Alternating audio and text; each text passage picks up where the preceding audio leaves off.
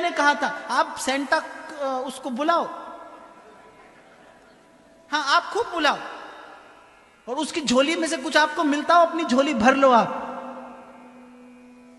मैं तो नहीं बुलाऊंगा। It might sound partial but yes I am. मुझे अपने धर्म के प्रति आदर भी है और मेरा धर्म परिपूर्ण है, मुझे इसकी निष्ठा और विश्वास भी है। मुझे किसी अन्य द्वार पर जाने की आवश्यकता नहीं है। आपको जाना हो आप जाइए, पर विचार मत छोड़िए। गीता में भगवान कहते हैं अपने धर्म में भिक्षुक होकर मर जाना अच्छा है कि किसी और के धर्म में आप सम्राट होकर मरे।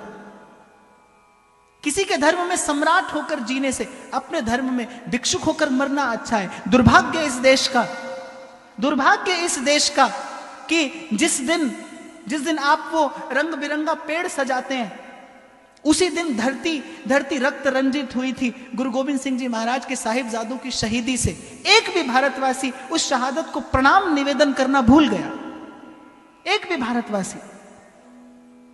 किसी कवि की पंक्तियां हैं, बड़ी सुंदर बात मुझे लगी। उसने कहा सरहिंद की जिन दीवारों में साहिबजादों का जिस्म जड़ा है। गुरु गोविंद सिंह जी महाराज वो दो सपूत, जब नवाब वजीर शाह ने कहा कि इनको जिंदा दीवार में चिनवा दिया जाए, दोनों भाई हाथ पकड़ कर खड़े हैं, एक छोटा और एक बड़ा। वो घटना में याद करता हूं तो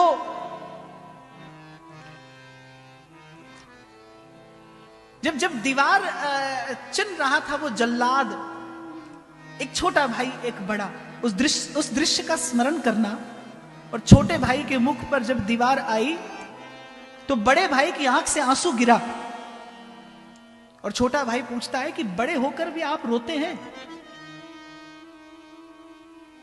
तो बड़े भैया क्या उत्तर देते हैं कि इसलिए नहीं रोता, रोता इसलिए हूं कि तेरी शहीदी मुझसे पहले हो रही है जबकि तू मुझसे छोटा है।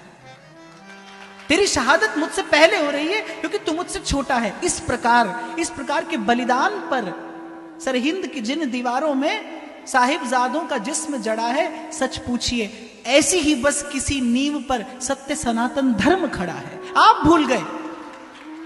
इसीलिए मैंने कहा व्यासपीठ का काम है जगाना।